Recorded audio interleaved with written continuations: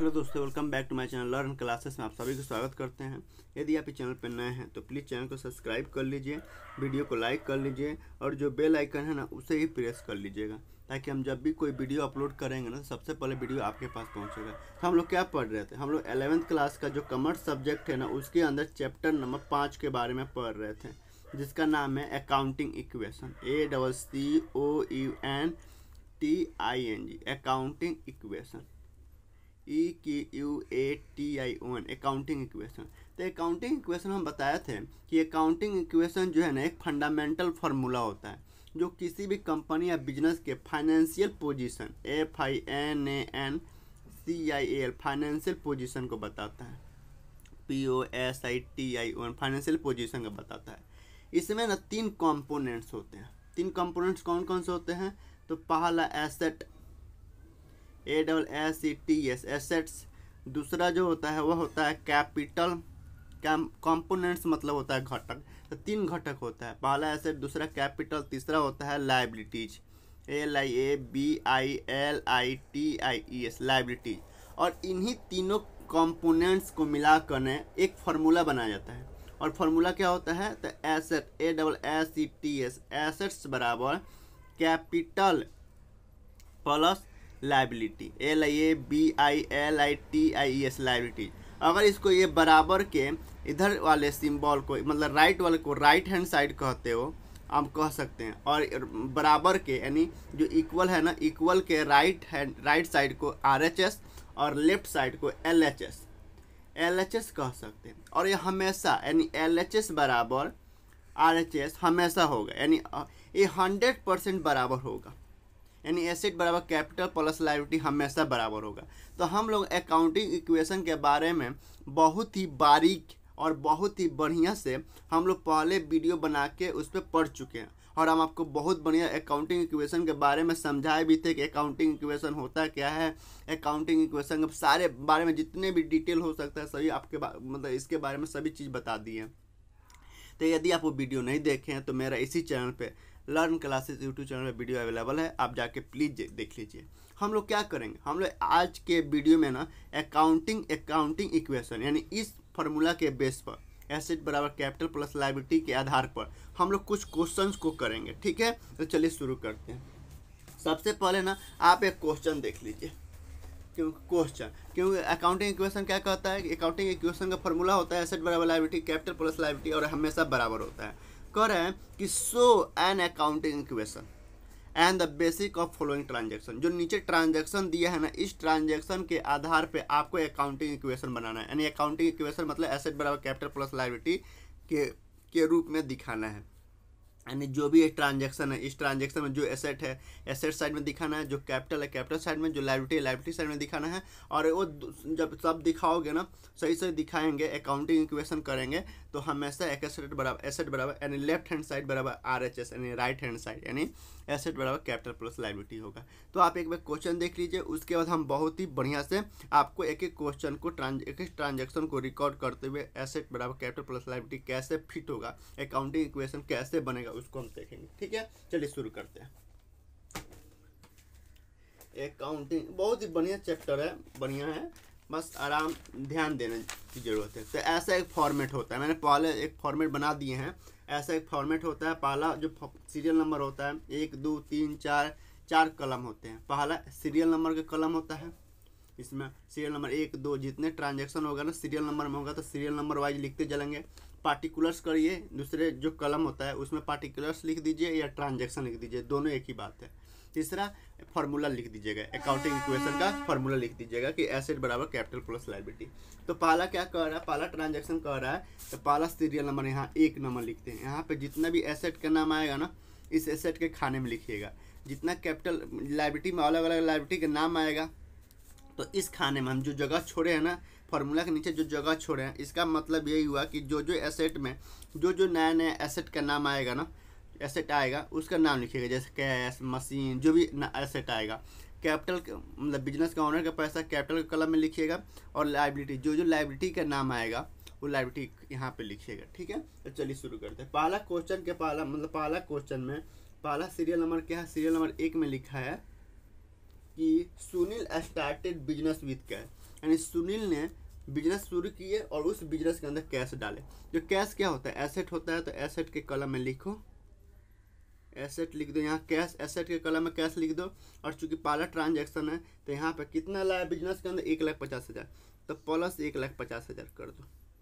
Cash कितना है, cash क्या होता है, एसेट। तो बिजनेस के अंदर एसेट बढ़ रहा है 1,50,000, ठीक है। तो लाइबिलिटी भी तो बढ़ रहा है। कौन सा लाइबिलिटी बढ़ रहा है, तो इंटरनल लाइबिलिटी। इंटरनल लाइबिलिटी क्या कहता है, कैपिटल, यानी बिजनेस के अंदर जब भी बिजनेस के अंदर पैसा डालता है तो कौन सा अकाउंट ओपन करता है, बिजनेस कैपिटल अकाउंट ओपन करता है। और उससे अपना कौन सा अकाउंट मानता है, इंटरनल लाइबिलिटी कहता है, कैपिटल अकाउंट में पैसा डालता है। तो यहाँ पे बराबर का सिम्बॉल देते चलिएगा, ठीक है। और यहाँ पे लिख दीजिएगा 1,50,000 से कैपिटल भी इंक्रीज हुआ है, ठीक है। दूसरा क्या है, कह रहा है ओपन ए बैंक। दूसरा ट्रांजैक्शन क्या कह रहा है, दूसरा ट्रांजैक्शन कह रहा है, ठीक है। यहाँ पे लिख दीजिए, पार्टिकुलर्स में लिखते चलिए क्या, तो start business, START, start business. अगर आप नहीं भी लिखते हैं ना तो कोई जरूरी नहीं है कि अगर आप ट्रांजैक्शन या पार्टिकुलर्स में नहीं लिखते हैं ना, यानी एक कलम आप नहीं बनाते हो ना, तब भी कोई ज़रूरत नहीं, तब भी चेक चलेगा, मतलब एग्जामिनर जो है ना नंबर नहीं काटेगा। लेकिन यदि आप बनाते हो, अगर आप पार्टिकुलर्स में ट्रांजैक्शन को छोटा छोटा रूप में लिखते चलोगे ना, अगर टाइम बचेगा लिख लोगे ना, तो आपको और बढ़िया नंबर मिलेगा।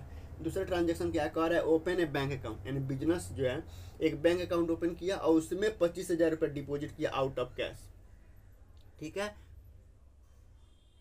दूसरा ट्रांजैक्शन कह रहा है कि open A bank account by deposit 25,000 out of cash, यानी बिजनेस ने एक बैंक अकाउंट ओपन किया। तो बैंक क्या होता है, बैंक में एक तरह का एसेट ही होता है, ठीक है। बैंक में अगर बैंक में पॉजिटिव पैसा है, यानी बिजनेस का ऑनर का पैसा है, तो अगर वो किसी से लोन वगैरह नहीं लिया, बैंक से लोन नहीं लिया, अपना बैंक बिजनेस का अपना पैसा बैंक में है, तो एसेट होता है। तो एसेट के कॉलम में एक नया अकाउंट ओपन हो रहा है, बैंक अकाउंट, तो बैंक अकाउंट एसेट होता है। तो एसेट के नीचे हम लिख दिए बैंक, और इसमें कितने रुपए डाल रहा है, 25,000 रुपये डाल रहा है। तो दूसरे ट्रांजेक्शन में, तो दूसरा ट्रांजेक्शन के यहाँ पे बैंक में 25,000 बढ़ रहा है ना, तो 25,000 यहाँ पर प्लस कर देंगे।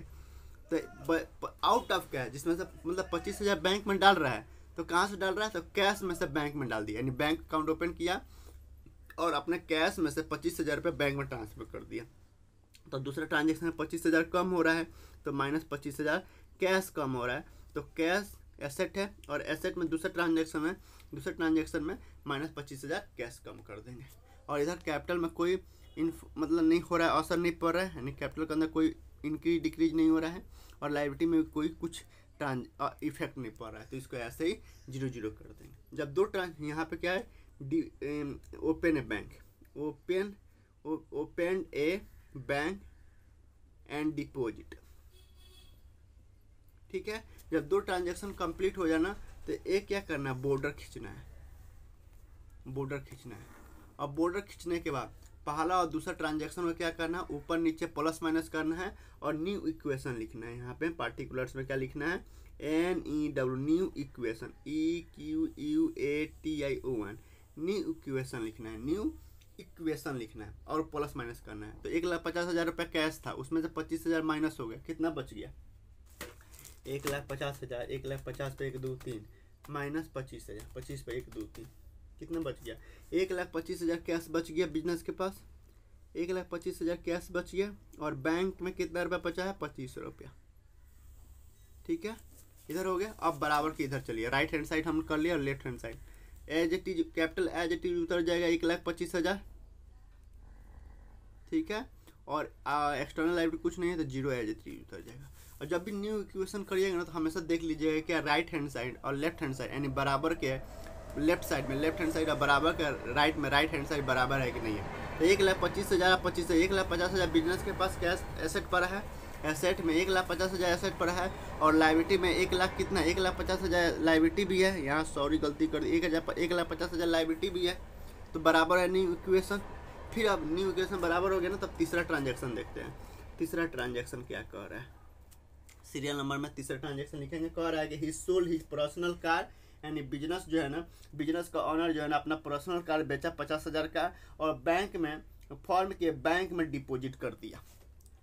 यानी बिजनेस हम बताए थे, बिजनेस और बिजनेस का ऑनर दो अलग अलग एंटिटी है। तो बिजनेस का जो ऑनर है ना, अपना उसके पास एक कार पड़ा था, कार था उसके पास, 50,000 में उसे बेच दिया। और वह बिजनेस के बैंक में 50,000 रुपये डिपॉजिट कर दिए। तो इसका मतलब है उसने बैंक में बिजनेस के बैंक में 50,000 रुपये डाला। मतलब क्या कह सकते हैं कि मतलब new capital introduce, new capital introduce INTRODUC, new capital introduce particulars में लिख देंगे। मतलब होता है यहाँ पे क्या कहने का मतलब कह रहा है ना कि बिजनेस हम पढ़ाए थे आपको, बिजनेस का ऑनर और बिजनेस दो अलग अलग एंटिटी है, ये अलग एंटिटी है और एक अलग एंटिटी है। तो ये जो इसके बारे में कह रहा है कि ये जो ऑनर है ना OWN है, इसके पास एक कार था 50,000 का, इसको बेच दिया तो इसके पास कैश आ गया, 50,000 रुपये कैश आ गया, और इस कैश को बिजनेस के बैंक में, इसके बैंक में डाल दिया।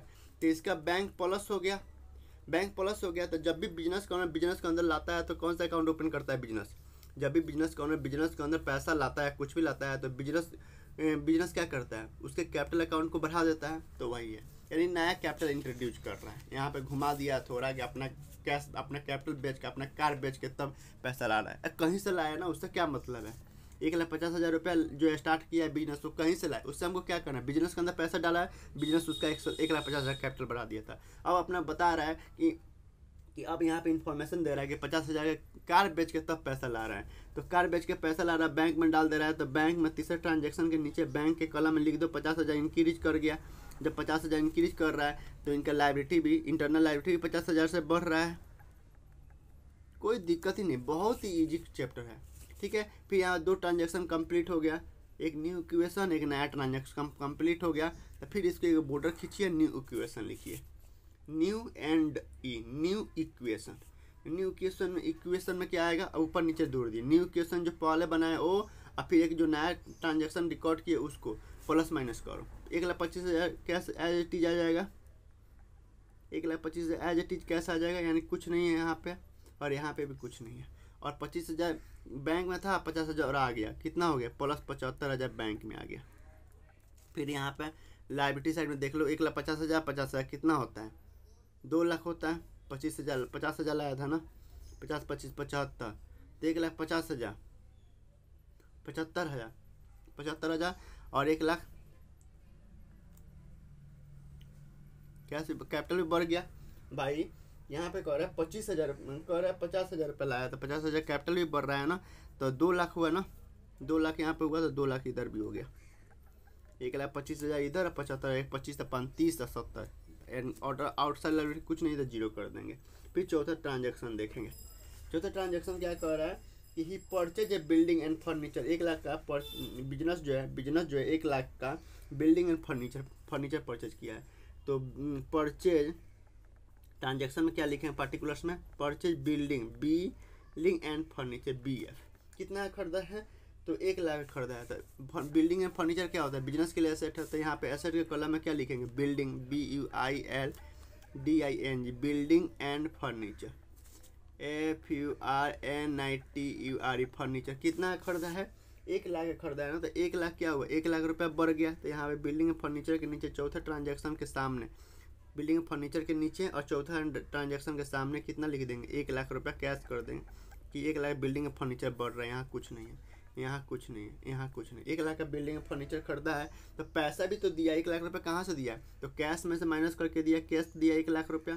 तो एक एसेट बढ़ रहा है, यानी एक एसेट बढ़ रहा है, यानी बिल्डिंग में फर्नीचर बढ़ रहा है 1 लाख रुपये से, और कैश में खरीदे तो हमारे जेब से, बिजनेस के जेब से कैश भी जा रहा है 1 लाख रुपया, और इधर कुछ नहीं है, कैपिटल में कुछ नहीं है, तो जीरो कर देंगे, और इधर भी जीरो कर देंगे। फिर चौथा ट्रांजेक्शन कंप्लीट हो गया, यानी 2 ट्रांजेक्शन कंप्लीट होने के बाद हमेशा एक नया बॉर्डर खींचते रहो। तो न्यू इक्वेशन हो गया, एक नया ट्रांजेक्शन हो गया, ऊपर नीचे करो। 1,25,000 कैश था, उसमें से 1 लाख रुपया माइनस चल गया, क्योंकि बिल्डिंग खरीदी था। कितना बच गया, कैश बच गया 25,000 रुपया, 75,000 के बैंक में बचा है, और 1 लाख रुपया क्या है, फर्नीचर है। ठीक है, समझ में आ रहा है ना। इधर कैपिटल क्या है, 0, आउटसाइड लायबिलिटी क्या है, 0। फिर इसको क्या करेंगे, इसको लिखेंगे न्यू इक्वेशन। ठीक है, फिर ये 5वां ट्रांजेक्शन देखेंगे। 5वां ट्रांजेक्शन क्या कह रहा है, 5वां ट्रांजेक्शन कह रहा है कि he purchase goods from Ram on के, यानी उधार में राम से गुड्स खरीदा है। तो बिजनेस जो है राम से उधार में गुड्स खरीदा है। तो गुड्स खरीदा है तो कौन से, स्टॉक अकाउंट, और स्टॉक क्या होता है, एसेट होता है ना। तो एसेट कितना से बढ़ रहा है, एसेट बढ़ रहा है, कितना से बढ़ रहा है एसेट, एसेट बढ़ रहा है आपका, 5वां ट्रांजैक्शन है तो 5वां ट्रांजैक्शन के नीचे लिखेंगे एसेट कितना का बढ़ रहा है। तो एसेट जो है वो कितना का एसेट खरीदा है, 50,000 का एसेट खरीदा है तो 50,000 का स्टॉक बढ़ गया, गुड्स खरीदा है तो 50,000 का गुड्स बढ़ गया, यानी स्टॉक बढ़ गया। और उधार में खरीदा यानी राम को पैसा देना है तो एक लायबिलिटी बढ़ रहा है। कौन सा, क्रेडिटर। क्रेडिटर होता है, कौन सा होता है, लायबिलिटी होता है ना, CREDITOR, क्रेडिटर्स होता है ना। तो क्रेडिटर्स क्या होता है, आउटसाइड लायबिलिटी होता है। तो आउटसाइड लायबिलिटी कितना, 25,000 से 50,000 से बढ़ा देंगे, यानी एक एसेट बढ़ रहा है, एक एसेट में इंक्रीज हो रहा है और एक मतलब लायबिलिटी डिक्रीज हो, लायबिलिटी भी इंक्रीज हो रहा है, यानी एक एसेट बढ़ रहा है। जब भी हम गुड्स खरीदते हैं, गुड्स खरीदे हैं तो स्टॉक है, स्टॉक बढ़ रहा है 50,000 से, और लायबिलिटी में क्रेडिटर क्या हो, क्रेडिटर भी बढ़ रहा है। 2 ट्रांजैक्शन हो गया ना। यहाँ पे क्या लिखेंगे, यहाँ पे लिखेंगे purchase goods on credit. Transaction में क्या लिखेंगे, या पार्टिकुलर्स में purchase goods on credit, on credit पे। फिर 2 ट्रांजैक्शन कंप्लीट हो गया तो यहाँ पे एक बॉर्डर खींचेंगे और ऊपर नीचे प्लस करेंगे। 25,000 क्या है, कैश पड़ा हुआ है बिजनेस के पास, 75,000 बैंक में पड़ा हुआ है, 1 लाख रुपये का फर्नीचर पड़ा हुआ है और 50,000 का स्टॉक आ गया। और इधर कैपिटल 0 है और एक मतलब कैपिटल 0 नहीं है, सॉरी, 2 लाख रुपये यहाँ पे है, 2 लाख, सॉरी, यहाँ पे 2 लाख एज इट इज उतरेगा। फिर यहाँ 2 लाख रुपये एज इट इज उतरेगा और 50,000 यहाँ पे क्रेडिटर भी बढ़ेगा। अभी जोड़ोगे तो सही होगा, न्यू इक्वेशन है, यानी न्यू इक्वेशन है। फिर 5वां ट्रांजेक्शन हो गया। 6वां ट्रांजेक्शन देखो, 6वां ट्रांजेक्शन कह रहा है, 6वां ट्रांजेक्शन कह रहा है ही पेड कार्टेज। कार्टेज का मतलब होता है कि जब बिजनेस जो अपने लिए गुड्स खरीदता है ना, तो गुड्स को एक जगह से दूसरे जगह ले जाने में, अगर गाड़ी से ले जा रहा है, किसी आदमी को कुली के रूप में ले जा रहा है, मतलब कुली से सामान एक जगह से दूसरे जगह भेजवा रहा है, या गाड़ी से ले जा रहा है, तो उसको ना भाड़ा देता है। तो उस भाड़ा को हम क्या बोलते हैं, कार्टेज बोलते हैं अकाउंट की भाषा में। तो कार्टेज क्या होता है, ही पे 500 रुपये कार्टेज दिया। तो कार्टेज क्या होता है, एक्सपेंस होता है। बिजनेस के लिए क्या होता है, एक्सपेंस होता है। तो एक्सपेंस हो रहा है तो 500 रुपये उसने कार्टेज दिया। तो कार्टेज दिया तो कैश में एसेट घट गया, 500 रुपये कैश घट गया, मतलब cartage paid, CATAG, cartage. Cartage क्या कर रहा है, पे कर रहा है। तो 500 रुपये घट गया तो 500 रुपये कैश में से घटा देंगे। और कार्टेज क्या होता है, बिजनेस के लिए एक्सपेंसेज, और एक्सपेंसेज कहाँ से माइनस करते हैं, तो कैपिटल में से माइनस करते हैं, तो माइनस 500 रुपया। ठीक है। फिर 2 ट्रांजेक्शन हो गया। फिर यहाँ पे एक बॉर्डर खींचेंगे, बॉर्डर खींचा हुआ है ऑलरेडी। फिर यहाँ पे लिखेंगे न्यू इक्वेशन और ऊपर नीचे करेंगे। 25,000 में 500 निकल गया, 24,500 रुपये कैश पड़ा हुआ है, 75,000 बैंक में पड़ा हुआ है, 1 लाख रुपया के बिल्डिंग में फर्नीचर पड़ा है बिजनेस के पास, और 50,000 रुपये स्टॉक पड़ा हुआ है। ठीक है। फिर इधर लायबिलिटी में 2 लाख में से 500 रुपये निकल गए, 1,99,500 रुपये कैपिटल देना है, यानी बिजनेस का ऑनर का पैसा पड़ा हुआ है, और 50,000 एक आउटसाइड लायबिलिटी बचा है बिजनेस के पास। फिर 7वां ट्रांजेक्शन कंप्लीट करते हैं। 7वां ट्रांजेक्शन देखते हैं। 7वां ट्रांजेक्शन कह रहा है कि ही sold goods Shyam on credit में, यानी उसने श्याम से गुड्स खरीदा, गुड्स श्याम को गुड्स बेचा है 9,000 का, श्याम को गुड्स बेचा है जिसका कीमत था 6,000, 9,000 में बेच दिया। कह रहा है question, he sold to Shyam on credit goods costing 6,000, 9,000 में बेच दिया। तो स्टॉक जो है ना, स्टॉक 6,000 से कम हो रहा है, यानी स्टॉक के सामने ये है स्टॉक, तो स्टॉक 6,000 से कम हो रहा है। स्टॉक जो है 6,000 से कम हो रहा है, लेकिन 6,000 की चीज़ 9,000 में बेचा है, तो 9,000 बिजनेस के पास कैश बढ़ गया। तो 9,000 6,000 की चीज़ 9,000 में बेचा है, तो इसका मतलब 3,000 फायदा हुआ। तो फायदा कौन लेगा, बिजनेस का ऑनर लेगा ना। तो ऑनर के नाम से कौन सा अकाउंट ओपन किया, कैपिटल अकाउंट। तो कैपिटल अकाउंट में 3,000 क्या करेंगे, इंक्रीज कर देंगे, और से लाइबिलिटी कुछ नहीं तो 0 कर देंगे। फिर 2 ट्रांजेक्शन हो गया, यानी sold goods on Ram, Ram को बेचा है। तो राम को बेचा है तो राम यहाँ कैश इंक्रीज नहीं हो रहा, बल्कि एक डेटर्स ओपन हो रहा है। डेटर, जब हम उधार में माल बेचते हैं, किसी पर्सन को गुड्स बेचते हैं, तो कौन सा अकाउंट ओपन करते हैं, डेटर्स अकाउंट। डेटर्स क्या होता है, बिजनेस के लिए एसेट होता है। तो यहाँ पे एसेट में एक डेटर्स लिख दो। कितना डेटर्स इंक्रीज हो रहा है, तो 9,000, तो 9,000 यहाँ पे प्लस 9,000 इंक्रीज कर दो, 9,000 इंक्रीज कर दो। ठीक है। कैश में नहीं बेचा है, उधार में बेचा है। तो राम को उधार में बेचा है, 6,000 की चीज़ 9,000 में बेच दिया। तो 9,000 पैसा लेना है डेटर से, लेकिन 6,000 का स्टॉक कम हो गया, स्टॉक कम हो गया। 3,000 फायदा हुआ। तो फायदा कौन लेता है, बिजनेस कौन। बिजनेस कौन सा अकाउंट ओपन किया, कैपिटल अकाउंट। तो कैपिटल अकाउंट में 3,000 रुपया जोड़ देंगे। और फिर न्यू इक्वेशन करेंगे। न्यू इक्वेशन में 24,500 रुपये बिजनेस के पास कैश पड़ा है, 75,000 रुपये बिजनेस के बैंक में पड़ा हुआ है, 1 लाख के पास, 1 लाख के लिए 1 लाख का बिल्डिंग एंड फर्नीचर पड़ा है बिजनेस के पास, 50,000 का स्टॉक, तो उसमें से 6,000 माइनस कर दो, 44,000 का स्टॉक पड़ा हुआ है, और 9,000 एक डेटर से राम से लेना है। इधर 1,99,000 कैपिटल बिजनेस का ऑनर का पैसा था, उसमें 3,000 और इंक्रीज होएगा क्योंकि बिजनेस का प्रॉफिट हुआ था। और प्रॉफिट कौन लेता है? बिजनेस का ऑनर लेता है। तो 1,99,000 में से 3,000 जोड़ दो तो 2,02,500 2,02,500 क्या हुआ? बिजनेस का ऑनर का पैसा हो गया और सेलिब्रिटी 50,000 हो गया। यहाँ पे हमेशा बराबर करते रहिएगा, ठीक है? यहाँ पे बराबर करते रहिएगा, न्यू इक्वेशन हमेशा बराबर करते रहिएगा, न्यू इक्वेशन हमेशा बराबर करते रहिएगा, ठीक है? फिर 7वां 8वां ट्रांजेक्शन देखते हैं। 8वां ट्रांजेक्शन क्या कह रहा है? 8वां ट्रांजेक्शन कह रहा है 8वां ट्रांजेक्शन कह रहा है कि रिसीव रेंट फ्रॉम टेनेंट्स, यानी एक टेनेंट्स का मतलब होता है किराएदार। तो एक किराएदार से 1,000 रुपया किराया है, किराया यानी रेंट आया, तो रेंट रिसीव। ट्रांजेक्शन क्या है? पार्टिकुलर्स में क्या लिखेंगे? Rent receive. तो रेंट रिसीव वो 1,000 रुपये, कैश बढ़ गया, बिजनेस के पास कैश बढ़ गया और रेंट रिसीव वो 1,000 रुपये। तो फायदा है, बिजनेस के फायदा है। तो फायदा कौन लेता है? बिजनेस का ऑनर लेता है। तो बिजनेस का ऑनर कौन सा अकाउंट ओपन किया? कैपिटल अकाउंट में 1,000 इंक्रीज कर दें। तो ये भी प्लस 1,000 इधर राइट हैंड साइड में और 1,000 लेफ्ट हैंड साइड में इंक्रीज हो रहा है, तो दोनों बराबर होगा। इधर कुछ नहीं है तो जीरो कर देंगे। फिर यहाँ पे 2 ट्रांजेक्शन हो गया, एक न्यू इक्वेशन एक नया ट्रांजेक्शन। तो इसको घेराबंदी करेंगे, फिर न्यू इक्वेशन लिखेंगे, ठीक है? ऊपर नीचे प्लस माइनस करेंगे। तो 1,24,500 कैश था, 1,000 और आ गया, 25,500 रुपये कैश हो गया। 75,000 बैंक के पास पड़ा हुआ है। 1,00,000 का बिल्डिंग एंड फर्नीचर पड़ा हुआ है। 44,000 का स्टॉक पड़ा हुआ है और 9,000 का एक डेटर है, राम से पैसा लेना। इधर 2,02,000 कैपिटल, 2,03,000 बिजनेस का ऑनर का पैसा है बिजनेस के पास और 50,000 एक आउटसाइड लाइबिलिटी को देना है, ठीक है? 8वां 9वां ट्रांजेक्शन देखो, 9वां ट्रांजेक्शन देखो। 9वां ट्रांजेक्शन कह रहा है कि receive security deposit from tenants. ये जो टेनेंट्स है ना, security deposit, receive security deposit, receive security SECURIT security deposit DPOSIT security deposit हुआ है। इसका मतलब सिक्योरिटी डिपॉजिट का मतलब होता है कि टेनेंट जो किराएदार है ना, उसने बिजनेस को एडवांस में पैसा दे दिया, यानी डिपॉजिट करा दिया। जैसे हम आप किसी के यहाँ जब किराए पर रहते हैं तो कोई नहीं कहता है कि भैया हमको एडवांस दो। तो मान लीजिए हम आपसे कहे कि भैया हम आपको 11th तो पढ़ाएंगे लेकिन आपको 3,000 रुपये एडवांस देना है। तो आप अभी पढ़ नहीं रहे हो, पता ना पढ़ोगे कि नहीं पढ़ोगे, आप पढ़ रहे हो कि नहीं पढ़ रहे हो लेकिन एडवांस पहले दे दिए, यानी सिक्योरिटी डिपॉजिट के तौर पे। मतलब जैसे मान लीजिए आपने जो है ना मार्केट में कहीं दुकान ली है किसी ऑनर किसी पर्सन से, और ये पर्सन को आपने एडवांस में 3,000 रुपया दे दिए, मतलब इसके नाम सिक्योरिटी डिपॉजिट कर दिए कि भैया जिस दिन हम दुकान खाली करेंगे ना, ये पैसा हमको दे दीजिएगा।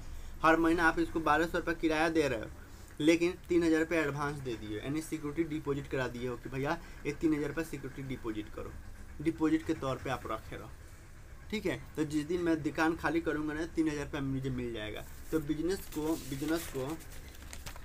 एक किराएदार से सिक्योरिटी डिपॉजिट के रूप में 1,500 रुपये रिसीव हुआ है। तो सिक्योरिटी डिपॉजिट 1,500 रुपये रिसीव हुआ, तो 1,500 रुपये कैश बढ़ गया। तो कैश के नीचे यहाँ पे कैश है ना, तो कैश के नीचे 9वां ट्रांजेक्शन में 1,500 रुपये प्लस कर दिए, एक कुछ नहीं 1,500 रुपये प्लस कर दिए। और डिपॉजिट है ना, सिक्योरिटी डिपॉजिट है ना, तो जिस दिन आप किराएदार जाएगा उस दिन हमको बिजनेस को पैसा देना पड़ेगा। तो बिजनेस के लिए लाइबिलिटी भी बढ़ रहा है, तो लाइबिलिटी में आउटसाइड लाइबिलिटी है, तो यहाँ पे लिखेंगे एक security deposit SECURIT security deposit. और ये लाइबिलिटी है तो लाइबिलिटी इसके नीचे लेकिन 9वां ट्रांजेक्शन के सामने क्या लिखेंगे? प्लस 1,500 रुपये कर देंगे, एक लाइबिलिटी बढ़ रहा है बिजनेस के पास, ठीक है? फिर यहाँ पे 2 ट्रांजेक्शन हो गया। तो 2 ट्रांजेक्शन कंप्लीट होने के बाद क्या करते हैं? एक बॉर्डर खींचते हैं और न्यू इक्वेशन में और नया ट्रांजेक्शन को प्लस माइनस करते हैं। तो 25,500 कैश था, 1,500 रुपये और आ गया, तो कितना हो गया? 25,500 500 26,000 एक 27,000 रुपये बिजनेस के पास कैश हो गया न्यू इक्वेशन में। फिर यहाँ 75,000 बैंक में पड़ा था, बिजनेस के बैंक में 75,000 रुपये का बैंक में पड़ा था। 1,00,000 रुपये का बिल्डिंग एंड फर्नीचर पड़ा है, प्लस 44,000 का स्टॉक पड़ा है, 9,000 का आपका डेटर से लेना है कि नहीं? हो गया ना, 9,000 से डेटर से लेना है। और इधर 2,03,500 एज इट इज कैपिटल उतर जाएगा, कुछ नहीं है, जीरो है, इधर भी जीरो है। तो 2,03,000 रुपया 2,03,500 रुपये कैपिटल उतर जाएगा। अब 50,000 की आउटसाइड लाइबिलिटी है, एक और लाइबिलिटी 1,500 का लाइबिलिटी बढ़ रहा है, ठीक है? समझ में आ रहा है ना? जहाँ समझ में नहीं आया तो प्लीज़ कमेंट करिएगा सर हमको यहाँ समझ में नहीं है, मैं कोशिश करूँगा और बढ़िया से समझाए। ठीक है, तो 9वां हो गया। 10वां पढ़ो। 10वां कह रहा है purchase stationery for cash. Stationery खरीदा, बिजनेस जो है ना अपने लिए स्टेशनरी खरीदा, वो भी कैश में। तो 10वां ट्रांजेक्शन क्या है? Purchase stationery. Purchase stationery STATIONE purchase stationery. तो स्टेशनरी खरीदा। स्टेशनरी का मतलब होता है कि छोटा मोटा कलम खरीदा, रजिस्टर खरीदा, कॉपी खरीदा, रबर खरीदा, पेन खरीदा। बिजनेस है तो छोटा मोटा कॉपी कलम खरीदा है ताकि बिजनेस में कहीं कुछ लिखने के लिए। तो स्टेशनरी जो होता है बिजनेस के लिए खर्चा है। तो 15 कितना खरीदा है स्टेशनरी? 100 रुपया खरीदा है। तो 100 रुपया क्या हो गया? 100 रुपया हमारे कैश में से माइनस हो गया।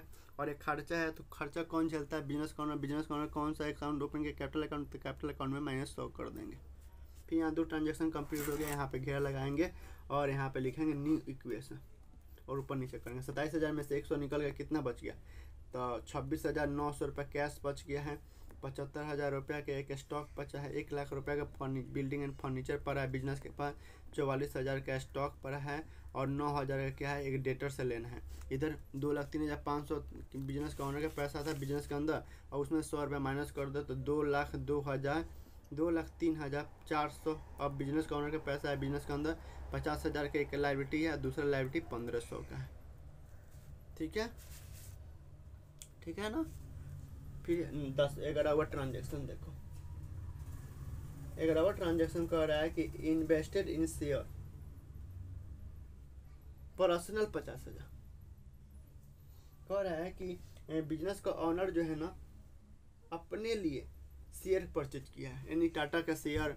शेयर का मतलब होता है कि टाटा शेयर, रिलायंस कंपनी जो है ना अपना शेयर बेचती है, शेयर बेचती है, और जो जितना शेयर खरीदता है ना उतना सा मालिक हो जाता है बिजनेस के अंदर। 12th में पढ़ना है। तो बिजनेस का ऑनर जो है यहाँ पर लिखा है कि इन्वेस्ट, बिजनेस ने नहीं खरीदा है, बिजनेस ने 50,000 का शेयर नहीं खरीदा, बिजनेस का ऑनर ने खरीदा। यहाँ पर्सनल लिखा है कि इन्वेस्टेड इन शेयर, यानी शेयर में इन्वेस्ट किया 50,000। तो 50,000 इन्वेस्ट किया। तो इन्वेस्ट, जब भी हम शेयर मार्केट में पैसा इन्वेस्ट करते हैं तो हमेशा बैंक से ही पैसा करता है, बैंक से ही करता है। तो इन्वेस्टेड, यहाँ पे 11वां ट्रांजेक्शन क्या लिखेंगे? Invested, INVESTED, invested share, invested in share, share में पैसा इन्वेस्ट किए 50,000। तो 50,000 बैंक से माइनस हो जाएगा। हमेशा जब भी शेयर मार्केट में पैसा इन्वेस्ट करते हैं तो हमेशा बैंक से पैसा ट्रांसफर किया जाता है, यानी बैंक से पैसा पेमेंट किया जाता है। तो बैंक से 50,000 कम हो गया। यहाँ पे देखिए ना, कैश तो 26,900 ही है ना, तो कैश तो हो नहीं सकता है क्योंकि 50,000 पेमेंट करना है। तो 50,000 बैंक में पड़ा हुआ है, तो 50,000 बैंक से पेमेंट कर दिए। और पर्सनल खरीदा है, यानी बिजनेस नहीं खरीदा अपने लिए, बिजनेस का ऑनर ने खरीदा है। तो बिजनेस का ऑनर ने खरीदा है तो बिजनेस ऑनर से पैसा लेगा। तो इसका मतलब 2,03,400 रुपये उसको देना है। तो उसमें से 50,000 माइनस कर देगा। 50,000 नहीं देगा, कहेगा भैया आपने शेयर खरीदा था मेरे यहाँ पे बिजनेस का पैसा निकाल के, और आपने 50,000 के शेयर खरीदे थे। तो 50,000 कैपिटल में से माइनस कर देंगे। यानी ड्राइंग होता है, जब बिजनेस का ओनर अपने पर्सनल यूज के लिए बिजनेस के अंदर से पैसा निकालता है, कोई भी सामान निकालता है ना, तो हमेशा बिजनेस उससे ड्राइंग्स मानता है और कैपिटल में से माइनस कर देता है। तो 50,000 कैपिटल में से माइनस कर देंगे। ठीक है, फिर यहाँ 2 ट्रांजेक्शन कंप्लीट हो गया। तो हम न्यू इक्वेशन बनाएंगे। क्या? New equation. अब 26,900 रुपये कैश पड़ा है बिजनेस के पास, 75,000 बैंक में पड़ा था, उसमें 50,000 तो बस शेयर खरीद लिया था। कितना बचा है? 25,000 रुपये बैंक में पड़ा है। 1 लाख का बिल्डिंग एंड फर्नीचर पड़ा हुआ है, प्लस 44,000 क्या है? 44,000 स्टॉक पड़ा हुआ है, और 9,000 रुपये क्या है? एक डेटर से लेना है। फिर 2,03,400 रुपये कैपिटल है, 50,000 और आ गया, निकाल दो इसमें से। तो 2,03,400 में से 50,000 माइनस कर दो। 2,03,400 माइनस 50,000, 1,53,400। तो 1,53,400 बिजनेस का ओनर का पैसा है बिजनेस के अंदर। 50,000 एक व्यक्ति को देना है, एक केटर्स को देना है, और 1,500 रुपये डिपॉजिट जिससे करवाया था उसको देना है। ठीक है, तो यहाँ न्यू 11 ट्रांजेक्शन हो गया। 11वां ट्रांजेक्शन हो गया रिसीव। ठीक है, तो अब यहाँ पे ना 11वां ट्रांजेक्शन कंप्लीट हो गया। तो जब ट्रांजेक्शन कंप्लीट हो जाता है तो यहाँ पे पूरा घेरा करके, इसके बाद कोई ट्रांजेक्शन नहीं है, तो घेरा करके यहाँ पे लिखते हैं लास्ट इक्वेशन, लास्ट या फाइनल इक्वेशन लिखते हैं, और फिर एसेट को और लायबिलिटी को प्लस माइनस करते हैं, टोटल जोड़ते हैं। तो 26,900 रुपया कैश है बिजनेस के पास, 26,900 रुपया बिजनेस के पास कैश पड़ा हुआ है।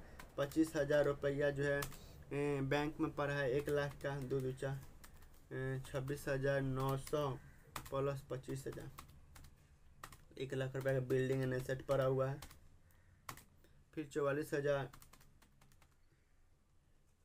का स्टॉक पड़ा है, 9,000 डेटर से लेना है, यानी बिजनेस के पास 2,04,900 के एसेट पड़ा हुआ है। तो लाइबिलिटी भी 2,04,900 होना चाहिए दोनों मिलकर। 1,53,400 प्लस 50,000 प्लस 1,500, 2,04,900, तो 2,04,900, यानी इसको बराबर जोड़ने के बाद नीचे है और इसको जोड़ने के बाद इधर नीचे है। तो हमेशा देखो ऐसे बड़ा कैपिटल हमेशा बराबर होना चाहिए। तो लेफ्ट हैंड साइड और राइट हैंड साइड बराबर है ना, तो हमेशा बराबर होना चाहिए। यानी इधर भी 2,04,900 है, इधर भी 2,04,900 है, तो ये दोनों बराबर है, यानी ये अकाउंटिंग इक्वेशन बिल्कुल परफेक्ट है। तो आई होप कि आप समझ में आया होगा। फिर भी यदि समझ में नहीं आया तो प्लीज़ कमेंट करके मुझे बताइएगा सर यहाँ समझ में नहीं है, मैं कोशिश करूँगा और बढ़िया से आपको समझाऊँ। हमेशा जब भी आप बनाइए ना, बड़ा क्वेश्चन है तो थोड़ा टाइम लगता है, तो हमें जब भी क्वेश्चन बड़ा होना था हमेशा इधर सीरियल नंबर, इधर पार्टिकुलर्स, इधर एसेट, कैपिटल प्लस लायबिलिटी, ठीक है। एसेट बराबर capital plus liability accounting equation का फॉर्मूला होता है। और जो एसेट का नाम आएगा ना, एसेट के नीचे खाने में लिखिएगा, और जो भी बिजनेस के लायबिलिटी का नाम आएगा, लायबिलिटी का जो नाम आएगा लायबिलिटी के खाने में लिखिएगा। और हमेशा बराबर आना चाहिए। तो जब भी न्यू इक्वेशन करिएगा ना, 2 ट्रांजेक्शन कंप्लीट होने के बाद न्यू इक्वेशन आता है, तो जब भी न्यू इक्वेशन करिएगा तो वहाँ पे मैच कर लीजिएगा कि लेफ्ट हैंड साइड यानी और राइट हैंड साइड बराबर है कि नहीं, हमेशा बराबर होना चाहिए, ठीक है। तो आई होप कि आपको समझ में होंगे, आप समझ गए होंगे। फिर बाय, फिर कल मिलते हैं, टाटा।